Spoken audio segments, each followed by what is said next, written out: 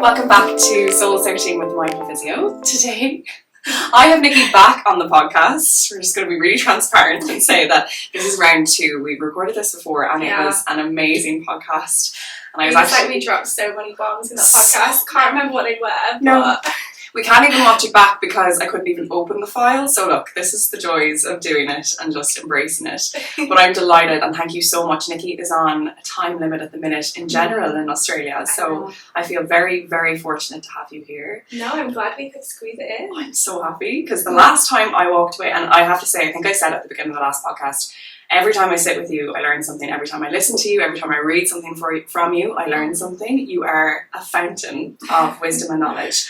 And in the last podcast, I think you have such a different way of framing things in a way that's very easy for people to understand and to integrate what you're saying rather than it being all of these big concepts. You're brilliant at actually, I suppose, making that something that's accessible to everyone. Yeah.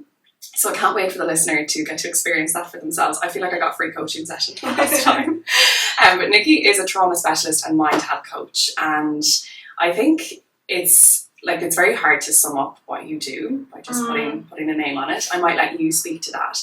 But today I'm kind of thinking we might skip, because you have a podcast and I really highly encourage people to go and listen to your podcast to get like a background in what you do and who you work with. Today we might get straight into the nitty gritty of it.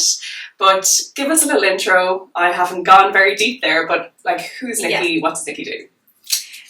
So I run an online education company. We coach in mental health and mindset, and we work with people from all different ages, all different backgrounds, and essentially it's for the person who wants to learn more about how their mind and their nervous systems operate in a nutshell. So like your mental health, your emotional health, the way that you show up, everything from your thoughts, your emotions, your behaviours, it all comes down to your nervous system capacity, as you know. Yes. So the company turns 5 this year, which is super exciting. Wow. Yeah, crazy. It's amazing. Yeah.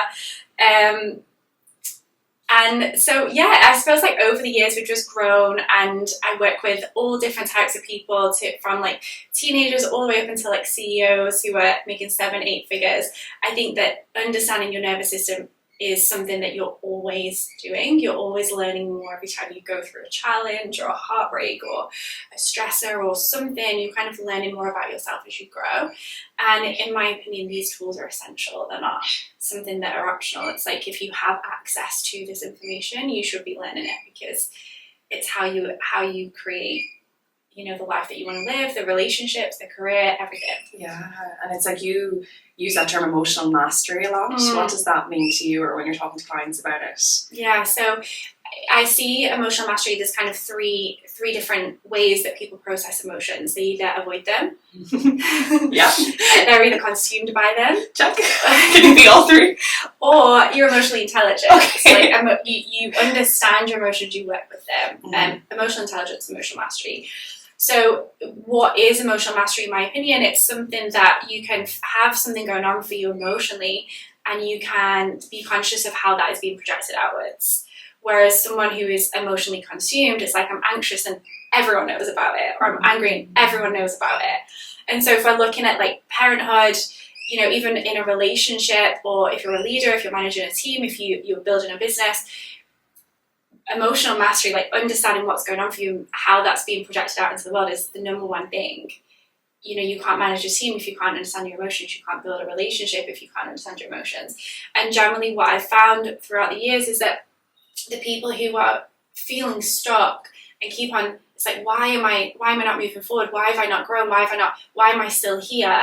It's because they're trying to do all of these things outwardly. Like they're trying to progress in their career, they're trying to build their business, they're trying to, it's a new relationship or something new, but it keeps on bringing them back to the same place. And it comes down to, well, what is actually going on for you internally? Instead of trying to build the bricks externally, can you build it internally? That's so interesting because it's the awareness. And I see that with a lot of people who jump relationship, jump job. Yeah. It's like when things get hard and you're being challenged, you're probably asked to have a little bit more emotional awareness, emotional intelligence.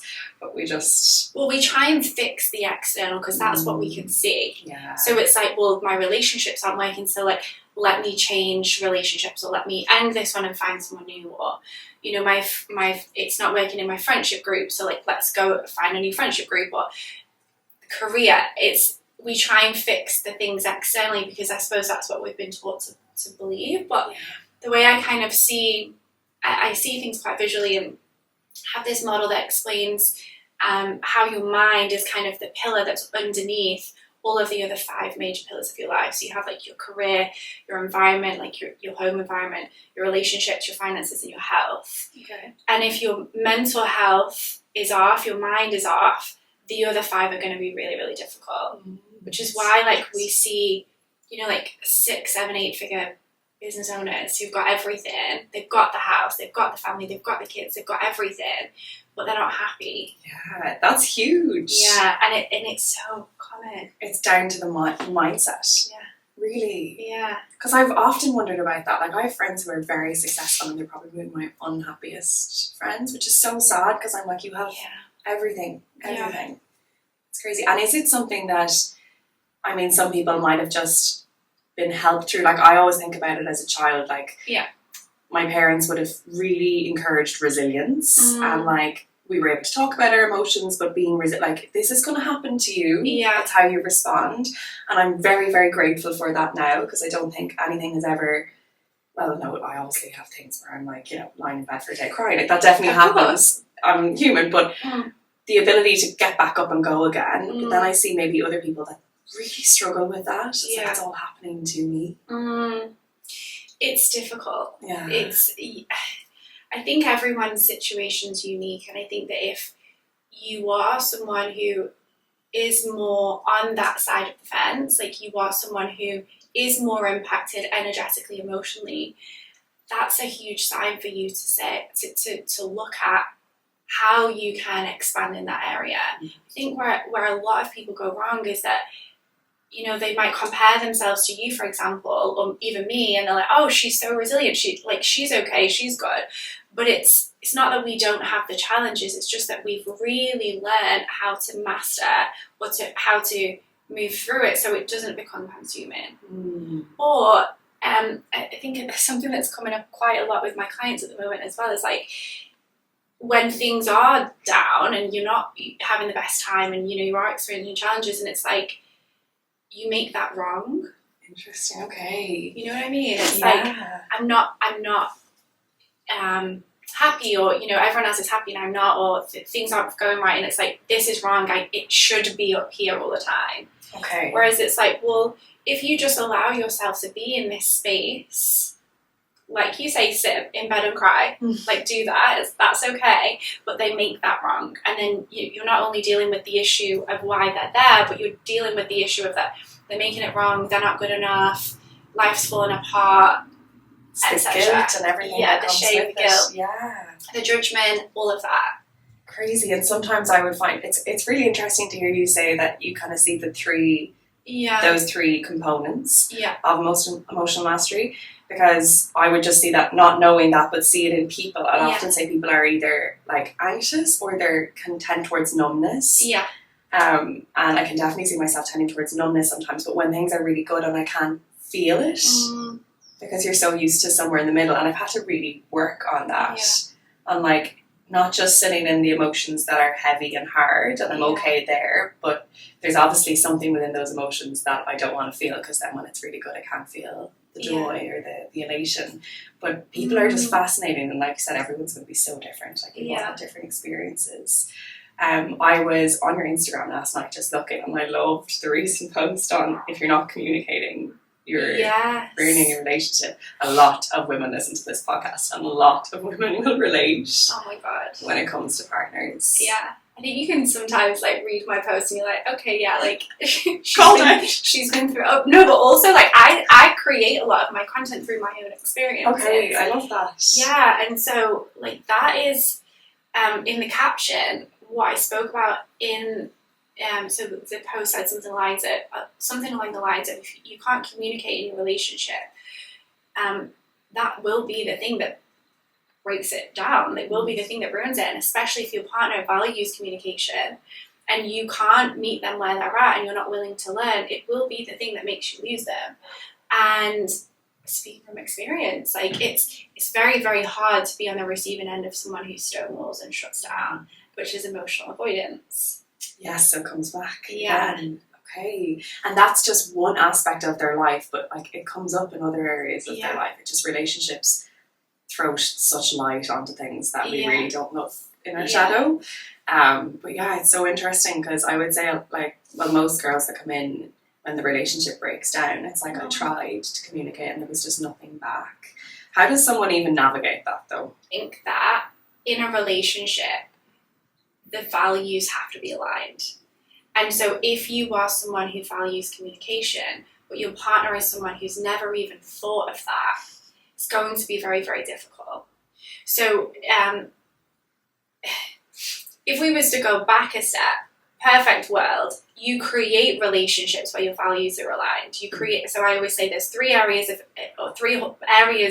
a relationship that are, if you can focus on these at the beginning, your relationship is more likely to succeed. And it's if your values are aligned, your vision is aligned to what you want in the future, and your timeline.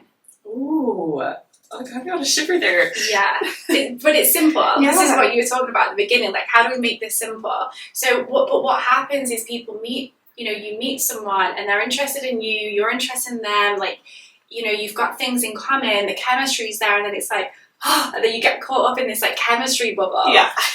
Like the sex is great, and it's like, and then you're kind of in the chemistry, and then what happens in terms of your brain chemistry is the more time you spend and the more intimate you are with someone, generally you're going to start to develop stronger feelings for them, which is great and amazing if that's what you want, but you haven't asked the fundamental questions around value, vision, and timeline.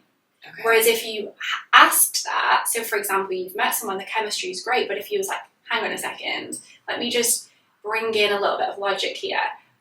Are we value aligned? Is the vision that because if you want to live in Australia forever, but the person that you're falling in love with wants to move to Timbuktu, like we have an issue. And logically, it's like this potentially is going to end in the future. So wouldn't it make sense if you was to ask these questions up front so you can save yourself the heartbreak?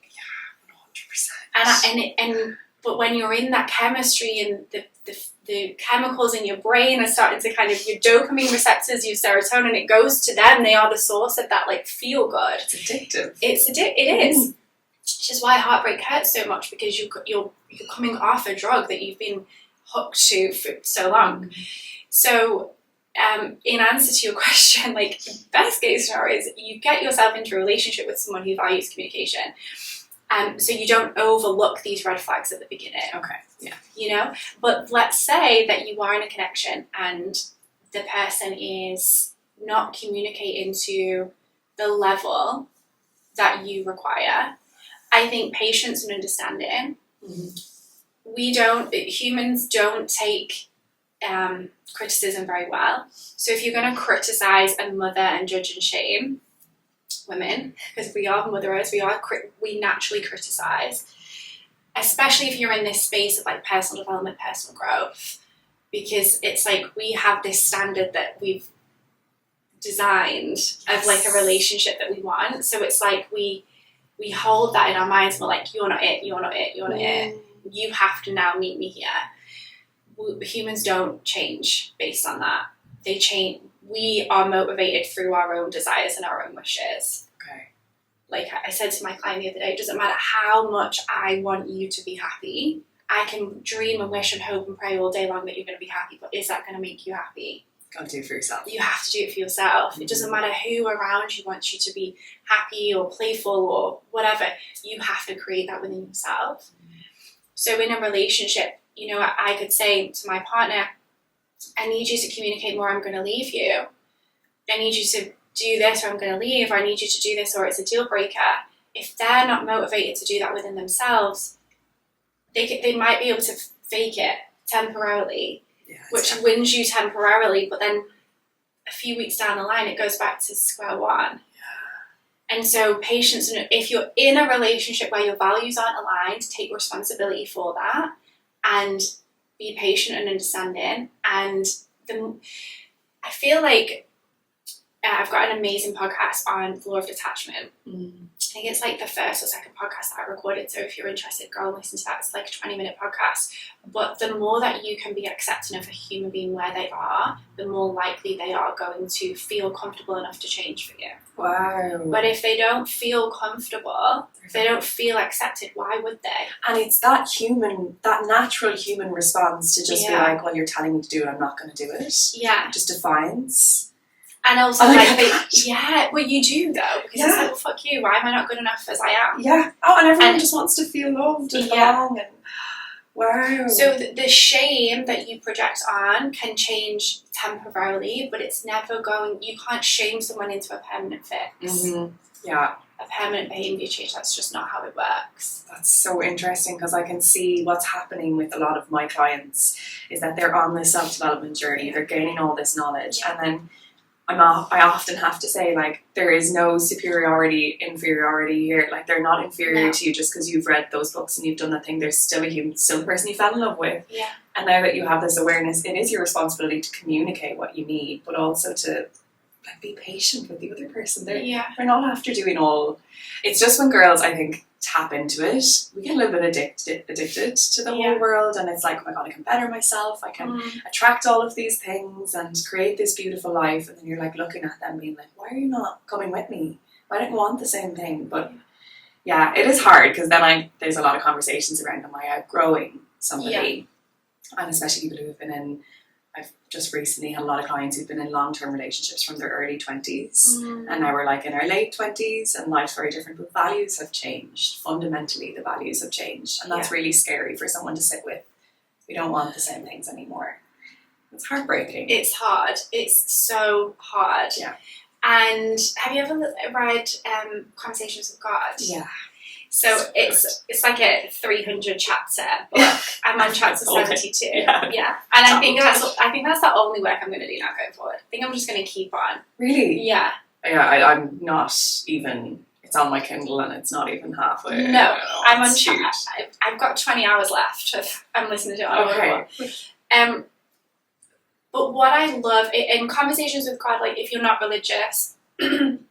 Neither am I, but I have a very strong relationship with God. Okay, just that. Yeah, and I used to refer to God as the universe, because I used to think that they were the same thing. I suppose it depends, like, what your beliefs are, but I feel that the more connected that I have been to God, the easier, or the easier it has been for me to make decisions, like certain decisions, because you can look at the situation that you have in front of you. So, for example, you're in an unhealthy relationship, you're in a situation like where you need to move home, you're in situations and it's like you're about to make a really huge life change, and it can feel so freaking scary to do that when that's all you've known and that's all you thought your future was going to be. Yeah. But what they talk about in Conversations with God is exactly what you were saying there around, like, superiority, like the hierarchy doesn't exist. Yes, there's levels of consciousness and there's levels of awareness, and you absolutely have influence over someone, but ultimately it's your decision whether that is something that you want to continue to influence, or if you can just love and accept them for where they are.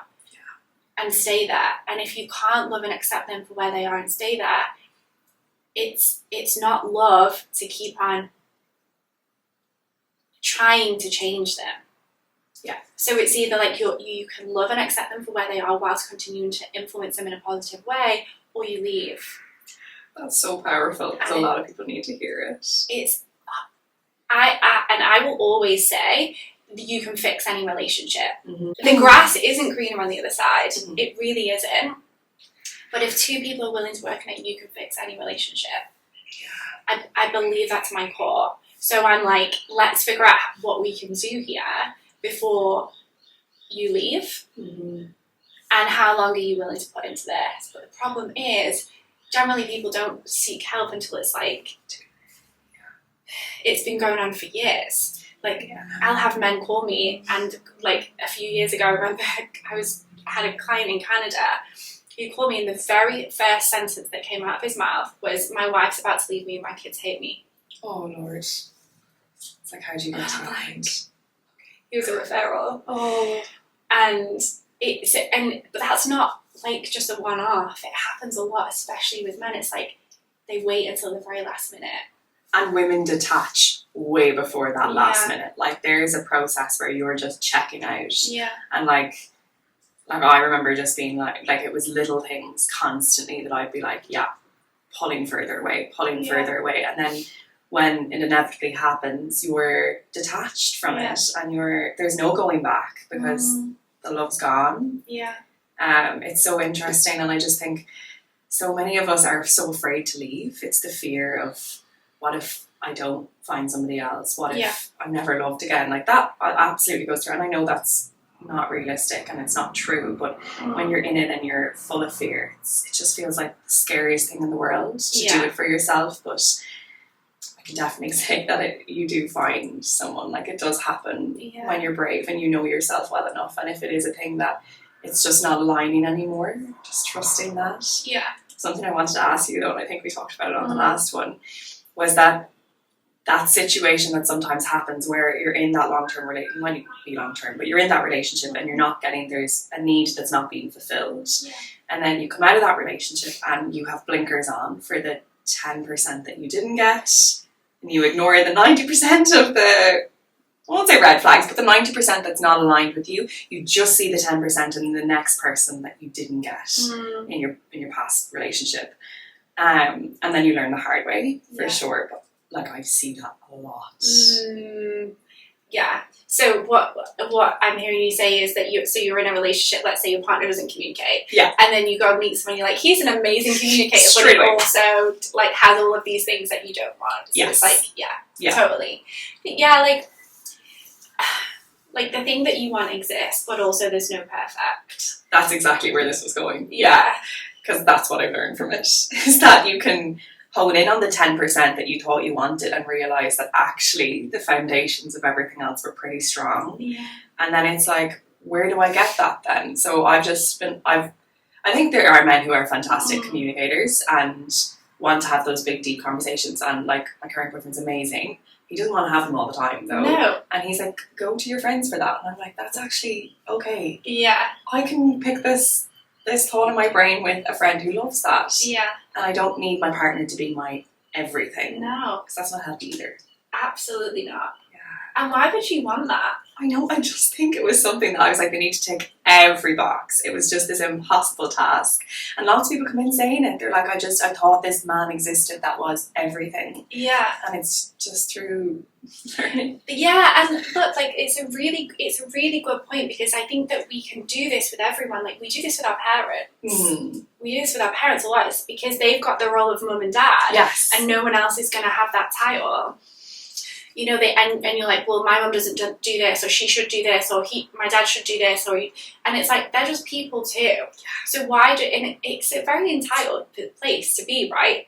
It is, because it's like, you're my mum, so you should be doing these things, or you're my dad, so you should have behaved in this way. And it's that word should. Like if I catch that in my vocabulary at all, I'm like, I am projecting something hard here. Exactly. You gave a great example. So we did an event together, and I still have people come to me for breathwork from that event who are like, Nikki's triangle is forever ingrained in my brain. That goes down a treat every single time. Can you explain the triangle? Because I feel like it comes up a lot with parents when we blame. The victim empowerment triangle. So you can visualize this on a piece of paper as like two triangles. And so the victim triangle is essentially like a mindset that a lot of us hold. So the victim is at one point of the triangle, then you've got the villain, and then you've got the hero. So if we play into the role of victim, it's like we villainize someone else. And the example that I always use is, for example, like road rage. So you're late for a meeting because your alarm's gone off, like whatever, you've gone off late, and then you're in traffic, and then the traffic gets villainized. And so it's like you're victimizing yourself, like I'm late because of the traffic, and you know, you allow that to take over you. And then the hero is like someone who, you know, someone has to come and save you. So I'm in a bad mood now, I need someone to come and save me. And maybe it's like you go and reach out to like your boyfriend to make you feel better, or you need validation from someone to make you feel better, and you're just outsourcing your power all day long. because you woke up and you were a very powerful human, and I kind of it's like I'm holding it in my hand in front of me, my power, and it's right there, and you can hold it all day long if you wanted to, but instead what people do is they just throw it away. So it's like you become this very powerful, you are this very powerful human, but and your power's right there, but you're like, the traffic can have my energy, the person who's just pulled out in front of me can have my energy, like my manager who's annoyed at me can have my energy, and it's like you give it away. You're hemorrhaging energy all day long. Yeah. When if you look at it from, and then someone needs to come and save you, someone needs to come and make you feel better, like you need that, like the validation, the approval, the acceptance, whereas the empowerment triangle is that you are the creator, so the victim becomes the creator, the villain becomes the challenge, and then the hero becomes the mentor. Okay. So you're still going to experience running late for meetings, you're still going to experience traffic, you're still going to experience people being idiots. Like these things are going to happen. Yeah. But you are the creator, so you're in these challenges, and it's not that they're villainizing you, but it's like, oh, this is a challenge I'm experiencing. How can I emotional mastery? How can I manage this to the best of my ability? So you still hold your power. Your power's right there. I remember you saying that at the time, and it honestly hit me like a ton of bricks. Like I was standing there, like, no, I was just off the back of a breakup, and I had decided not to say anything about it. I was very like, I'm not going to speak, because every time I speak about it, I'm going to hemorrhage power. I'm going to victimize myself and make this person the villain, and everything's happening to me. But I realised that I was still doing that in my head, even if I wasn't saying it out loud. So my thoughts were like that. And then now, just, when you've gone through something yourself and you recognise it in other people, but like post-breakup where we villainise them, like this was done to me, and like I'm the victim, and then someone comes, like it can be the rebound comes and saves you, or your friends are the hero who have to sit with you.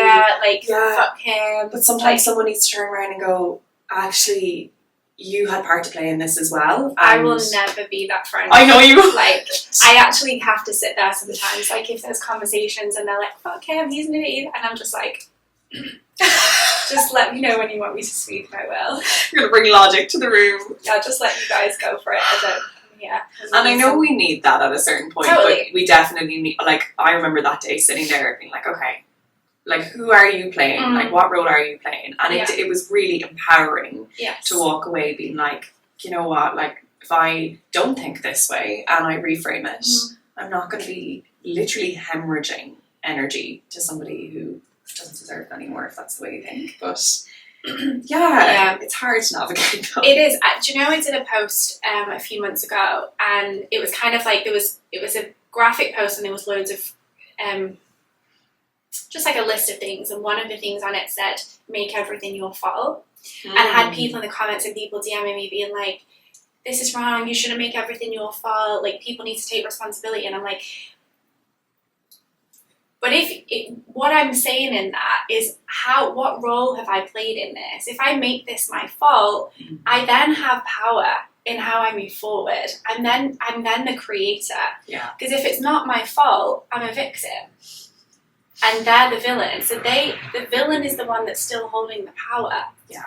And so when I say like make everything your fault, I'm not saying like if you're in an abusive relationship, you take the full blame for that.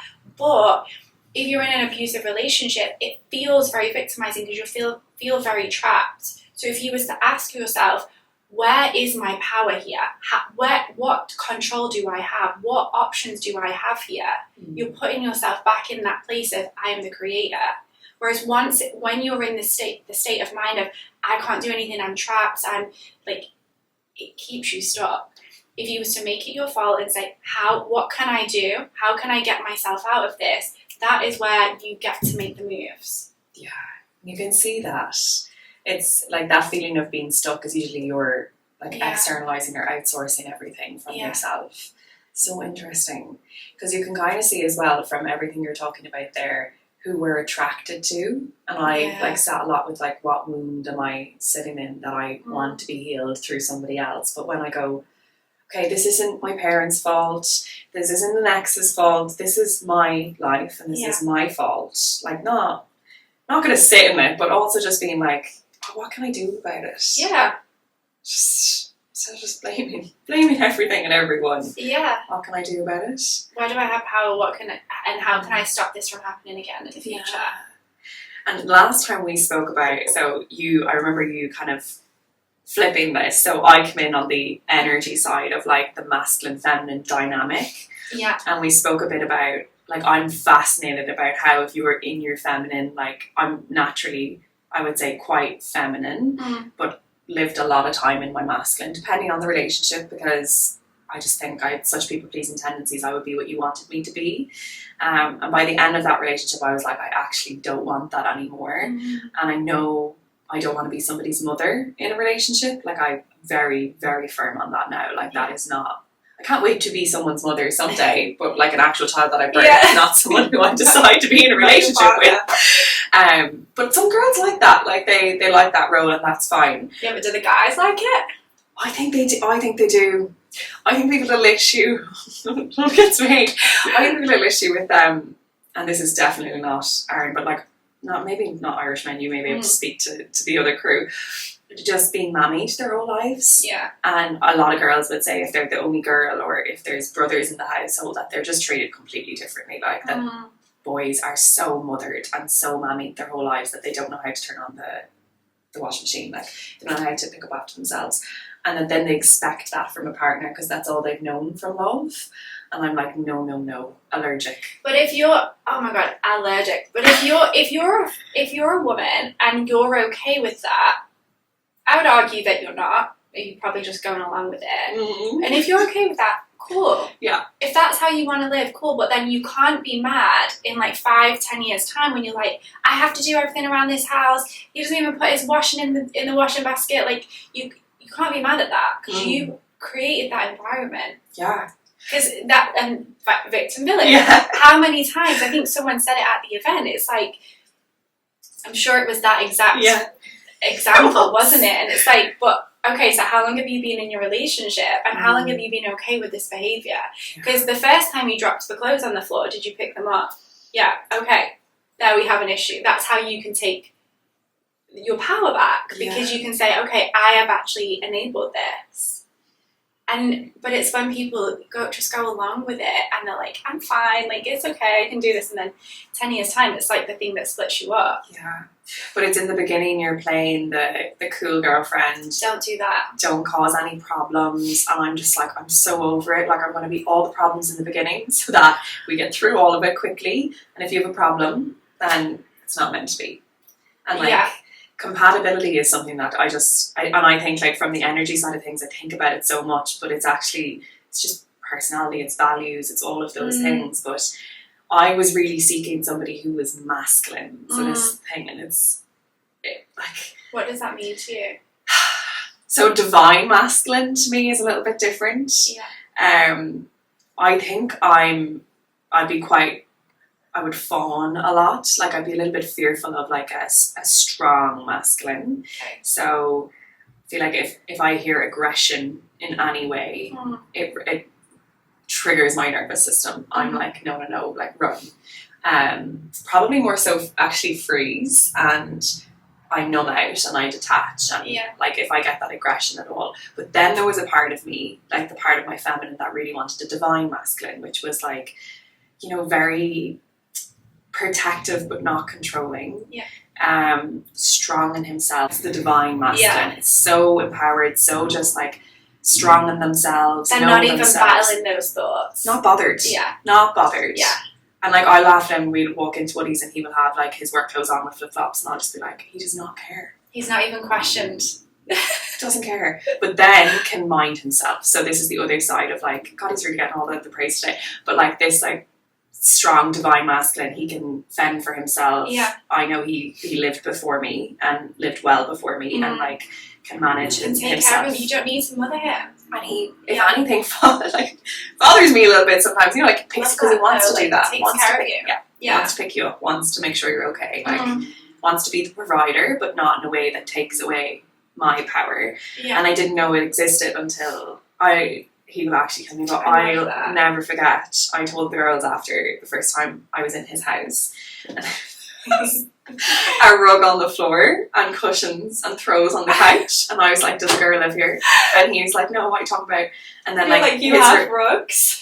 Did you decorate this place yourself? And then go in, like, look at his bedroom, and he has like a throw on the bed and like two decorative cushions, and I was like, no. Does he work in that space or something? No, he's in construction. Like he's like, I like my place to look nice. Like he's got an eye for detail. Yeah, love that. I just like, oh my god, but he's not mothered at all. No, he hates that. He'd be like, don't. Yeah.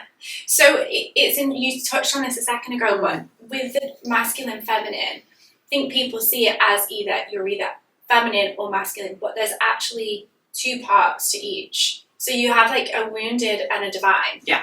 Or I call it balance. Yeah. So it's like wounded or balance, and the wound in a masculine man would be, or in masculinity would be that aggression, dominance, control, ego, like that kind of inflated, over emotional, but it comes out as like dominance, aggression. Yeah. And then and there's a very fine line between it. And then on the feminine, the balance would be in flow, intuitive, nurturing, calming, emotional, tentative, that kind of like motherly source of energy, whereas the wounded is neediness, overly emotional, jealousy, insecurities. Yeah. But we can have wounds in both. 100%. So I've definitely had wounds in both. And then when you work through that, you actually start to be able to actually, and I'm kind of going like this, as like I see it on the graph, but that's actually how you start to rise above it and heal those wounds. So if you are dating someone and or you as an individual, you have like the aggression, the dominance, the control, insecurities, jealousy, that's all like wounds that you get to work on to create that healthier dynamic.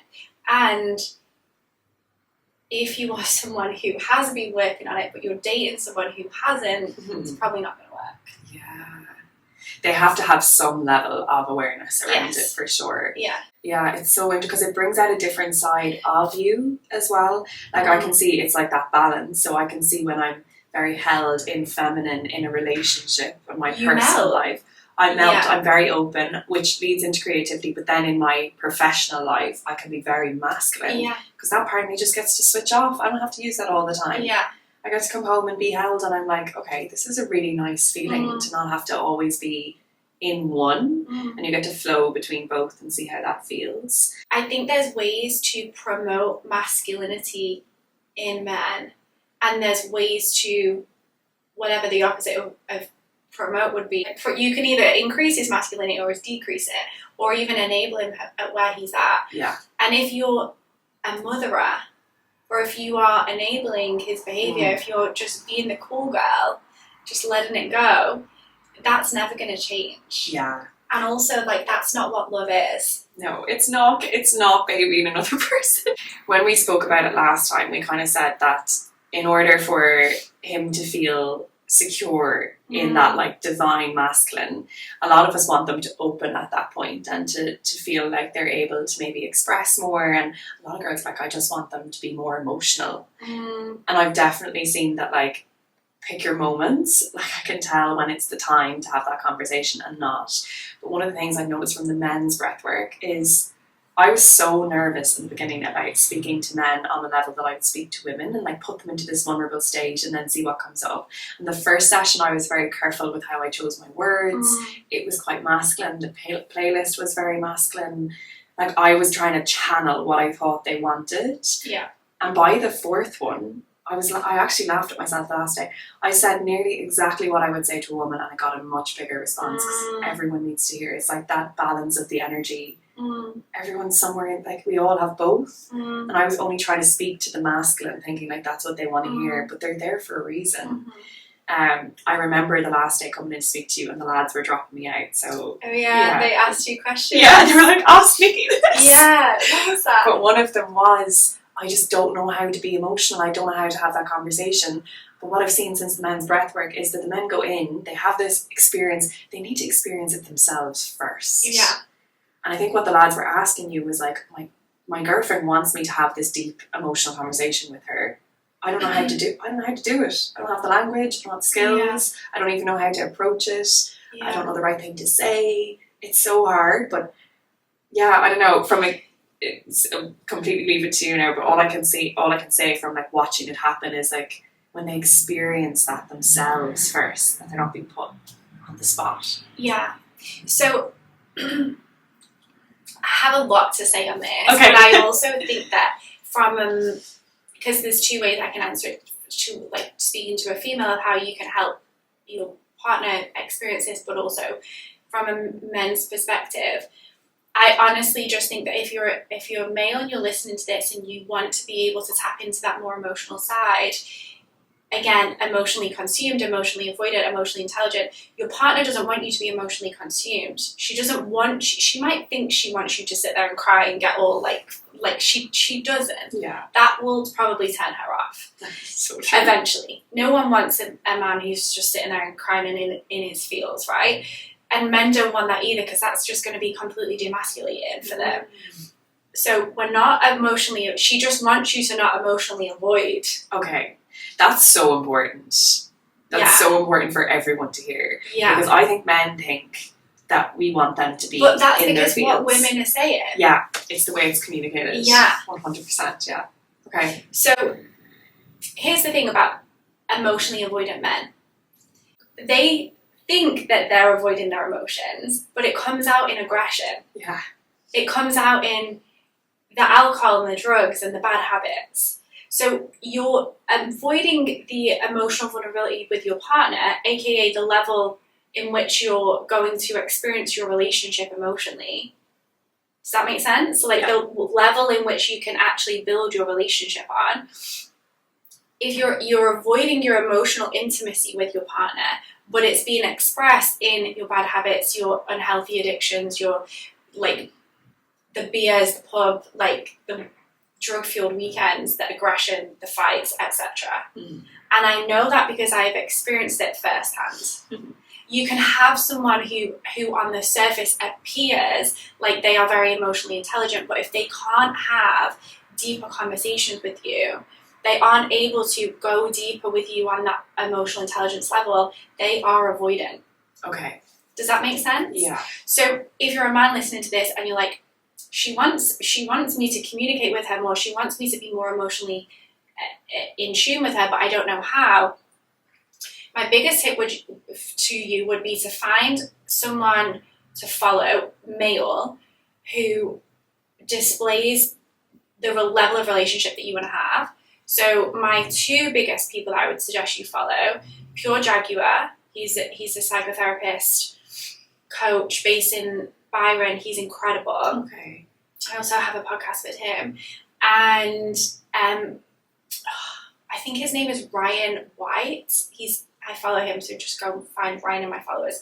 He's incredible too. Both of them, in my opinion, display or help men in being able to express without being completely emotionally consumed. But it's a process. I always think of like these two like different almost like sides of the same coin. So like one side you've got emotionally avoidant, the other side you've got emotionally consumed. If you're over here, you're not going to go straight here. Okay. Sorry, if you're over here, you're probably going to go over here first before you get that balance. Okay. Does that make sense? Yeah. So you want to be okay with this as a process. It's not going to come out straight away as I want it to come out, but it's a process. So if you know when you want to have a deeper connection with your partner, you want to be more emotionally in tune with them, recognize that this is a process. You're probably going to go to the other side of the spectrum first before it comes back to that balance. And the thing I would say, even listening to you speak about it, is that it comes out then when there is drink involved. Yeah. And like you have these, I hear of couples having big arguments and everything comes to the surface and it's not in a compassionate and a kind way with patience and security. And then, it's the worst thing in the world. But that's what I'm thinking about when you say they go all the way here. Because it's sometimes just the only way that they can express it. And that's really hard as the partner. And then it goes back over here. Yeah. Because now I've purged it and I can take it all back. Over back. Yeah. And then and it's just this never ending cycle. Okay.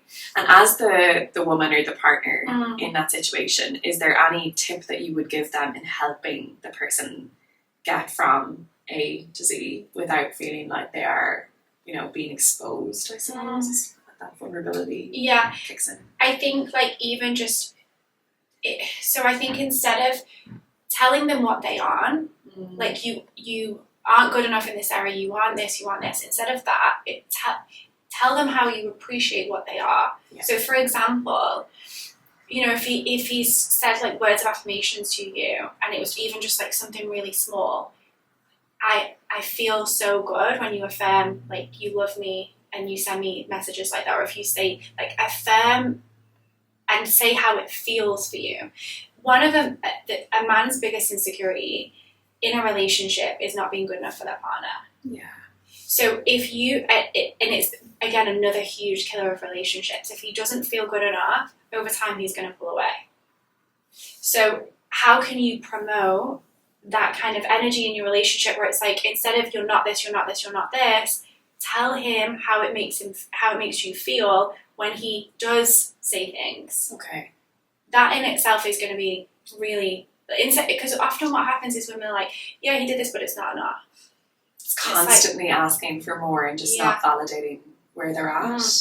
Wow. And just being honest with yourself as well, because if you know that it's like massively off where you want to be and you don't have the patience for it, then maybe the relationship just isn't for you.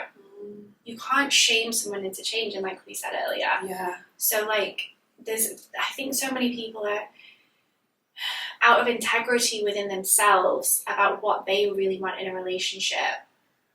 But because they're in one, it's like, I need to make this fit within like what I'm seeing for my future and my vision. When really there's so many things that need to change for it to match that. Yeah. And I think you get a good insight to somebody's real character when things are shit externally. And a lot of us are chasing the high and chasing the the picture perfect relationship that, the engagement looked this way and the wedding looks like this, but actually have that couple gone through the shit together, and then you see someone's values and their character come through. When you were speaking there as well, and this might be the last thing because I know Nikki's time is precious today, but there are people listening who have been cheated on. Yeah. And it's like, I love Esther Perel and like a lot of her stuff, but when you're reading her stuff, you're like, oh my God, are we meant to be monogamous? Like, is that like, it's hard work to stay in a committed relationship where both people work on it. For somebody who may have been cheated on, right? Like, if this is just coming from what you said, not feeling enough. Yes. It swings both ways. How do you even approach that with somebody? I know that's a huge topic, so. Approaching being cheated on in a relationship? Yeah, like if there are girls listening, so what I'm also thinking is the avoidance of that emotional intimacy again after something like, infidelity. I just feel like for men to open up after something like that happening is really hard. For a woman to even give herself again, it's really hard. Do you feel like there's a stem that it comes from when people cheat? Or is there something that we can do to I suppose move forward after being cheated on? That's two questions. Yeah. Sorry, the first question, where does it stem from? Yeah. Every single time insecurity. Okay. Yeah. Every single time. People need to hear that though. Yeah. Every single time. We're driven through feelings. Everything that we do is driven through feelings. So if you're not feeling good enough, we seek that in someone else. Like I felt like again, it's emotional avoidance. That's why every single thing comes back to emotional intelligence and emotional mastery. Like the more that you understand yourself, the more that you're able to actually navigate what's going on for you without it impacting the people around you. It always comes from insecurity, and I think that if you are someone who's been cheated on, it's so incredibly hard to come back, like to get yourself back to a place that of who you were before. Yeah. It's so incredibly hard. So if you're going through that right now, I think you have to be okay with it being a process. I also would just say, just a kind of like side conversation, but be so careful with your algorithms, because I've noticed that where I follow a lot of relationship coaches, like I engage with that kind of stuff. I was on an algorithm the other day where I was like, it's almost like they're trying to convince you that everyone's a cheater. Yeah, no, this is actually where this was coming from. Yeah. That you should fear in a relationship that's the thing. And I'm like, Jesus, I never even considered that. No. I think that you just have to be so freaking careful. Okay. There's so many different types of people. Focus on you, focus on what you want, focus on getting clarity about who you are, what you want in a relationship, what you want to do. And also, you're so much more than a relationship. Yeah. You're so much more than how someone else has treated you. You are so much more than that. You're so much more than the thing that you do to get paid. You're so much more than like where you live, what you wear. There's so much more to you than just like these things. These boxes that you can place in. Yeah, and like there's so much more life to live. So focus on yourself, focus on strengthening your identity, focus on working on those parts. And the thing is about a relationship where someone's cheated, there will be parts of you that you have pushed back and repressed in that relationship, that you've been suppressing. And whilst you might not have known it consciously, 9 times out of 10, if you checked in with yourself, you would have known that something intuitively is off. Yeah. So like work on that. Yeah. Work on what was it within yourself that you were suppressing and pushing back? Because again, that's where your control is. That's where your power is. And just choose like 2 or 3 people, like no more than that can really support you and guide you throughout that. Like don't speak to every single person and don't have it as a topic of conversation every time you go and meet your friend for a coffee. Like keep it small. I say keep it local. Okay. Like let's just keep it local. Yeah. And it's really good advice though. Well, because people go to every like when I went through my breakup, I didn't tell anyone. I did not tell anyone. Because I was like, I don't care what you think. Yeah. How do you know? How can you advise me when you don't only know what I'm telling you? So like, I didn't tell anyone because I was like, I'm gonna just have my key people. And what I realized was the people who could advise me best were, eventually when I did start to tell people, were the people who had been through a breakup. Yeah. So, and I knew that they had like struggled, and so I would go to them, and then when my other friends would ask me, or like anyone would ask me, I would say, I don't really want to talk about it, not because I'm avoiding it, but because I'm good. Mm-hmm. I'll tell you like what you need to know if you want, but just know that I'm good. And 9 times out of 10, people go, oh no, I don't care, I just wanted to make sure you're okay. Okay. And I'd be like, okay, sweet. And then I would stop talking about it.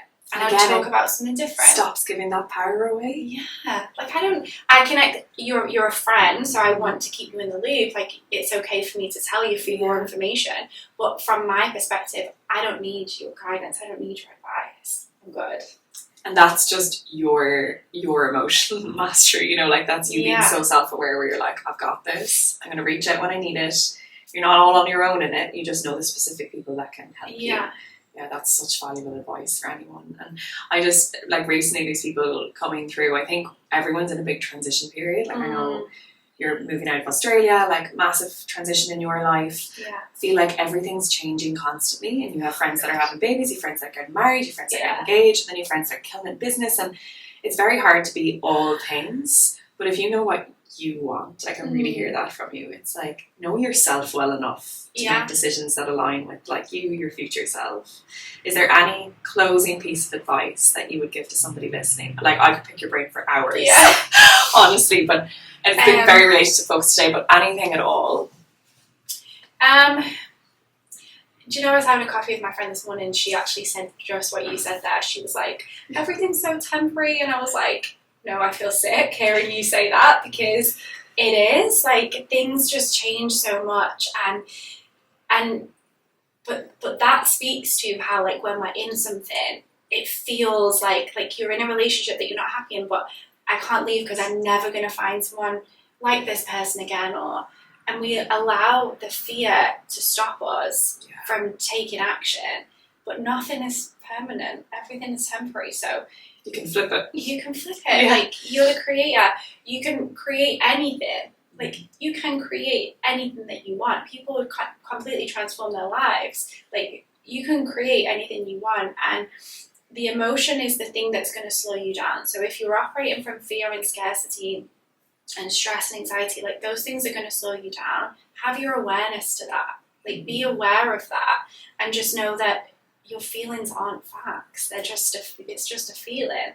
So see if you can move that. Like, something I say with my clients, I sometimes feel like a broken record when I'm talking to them, but I'm like, energy isn't static. Everything is moving and changing and growing at every single second. So if you're in an emotion and it's been there constantly, that's because you've not challenged that emotion enough to move it into a different frequency. Mm-hmm. So if you're angry and annoyed, go into that so you can move it into neutrality. Like, feel it so you can move it. Yeah. That's when you feel it, you can move it. Okay. When you avoid it, it stays. And you'll know that through breath work. Like, when you allow yourself to go into the body and tap into that, it becomes something that's changeable. You can move that frequency to feel something different. So everything is temporary. Nothing stays forever. And I suppose to just use that knowledge to, if there's something you want to change in your career, if there's something that you want to change in relationships, like, you are a powerful human being, you can change it. What a powerful close. I'm going to leave all of your links, your podcast, your Instagram. I highly, highly recommend people go follow you, because honestly, like I said at the beginning, everything is wisdom and knowledge and facts. But no, I feel it's really helpful, because there's a lot of information out there, and there's a lot of people telling us how we should be and what we should be doing. And what I find with you, Nikki, in particular, it's all empowering. It's all self-discovery rather than this external validation that we all seek everywhere. Yeah. But it is really, really special, and thank you so much. Thank you for having me. Yeah, no, and I'm very, very grateful with your finite time left here that you were able to make it over and doing it again as well. No more podcast mishaps, but thank you so, so much, and thank you to everyone for listening. If you enjoyed, please do leave us a comment and let us know what you took from it, because there was so much wisdom and knowledge in that. But thank you for listening. Thank you. Thanks, guys.